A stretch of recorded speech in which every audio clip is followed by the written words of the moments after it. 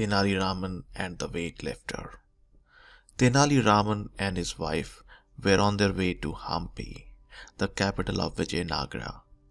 On the way, they passed through a village at the foot of a hill. The villagers had gathered in front of the village temple.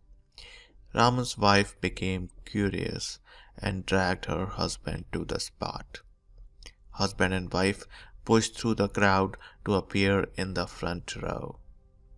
A bodybuilder was exhibiting his strength.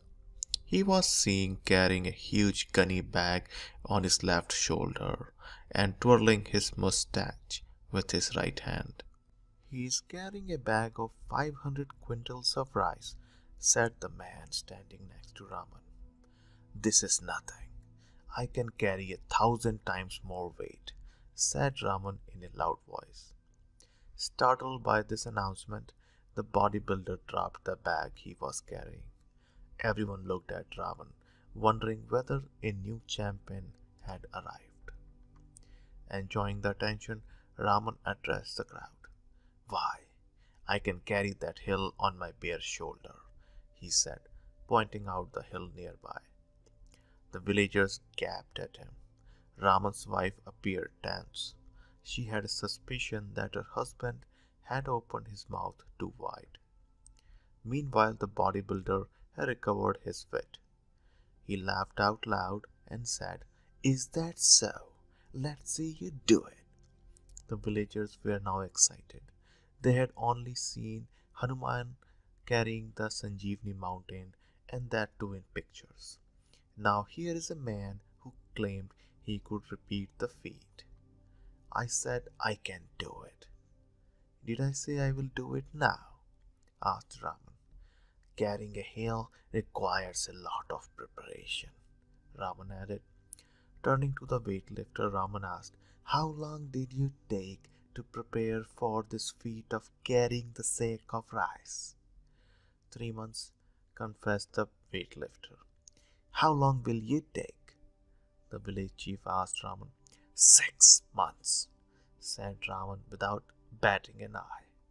Then Raman added, "I need to eat enormous amount of food to build my muscles, and I need someone to massage my body daily.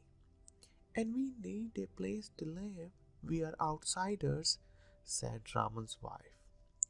The village chief agreed to provide the couple with a house and arrange the food supply. He directed the weightlifter to give Raman body massage daily.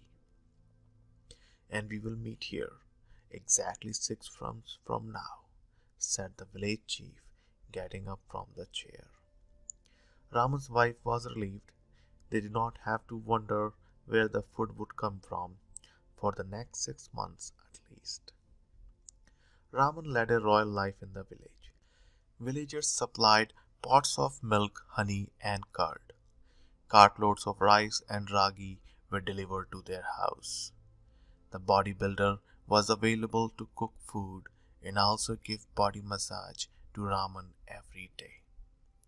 The bodybuilder, who had become a Raman disciple by now, asked Raman about the practice. "Would you like to begin with a small rock and then move on to bigger and bigger rocks?" he asked. Raman sent him away, asking him to make ragi noodle. Soon it was the day. The village assembled at the foot of the hill. Raman and his wife arrived in a decorated cart pulled by the bodybuilder. The villagers received the weightlifter Raman with a shout of joy.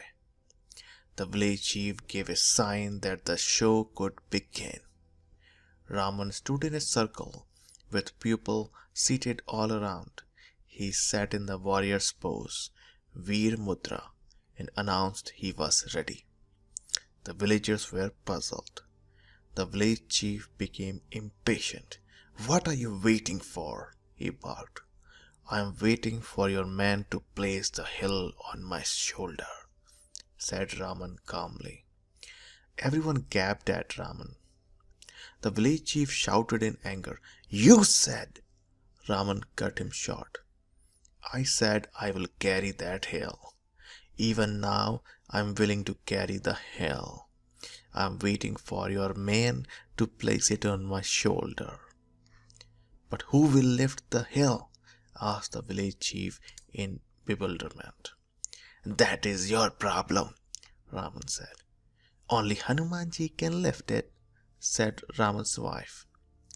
The village chief joined his hands in salutation to Raman. "A man of your strength and determination should carry not a lowly hill but Mount Kailash."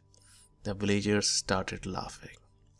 When they got home, Raman asked his wife to pack. "We are leaving this village," he said.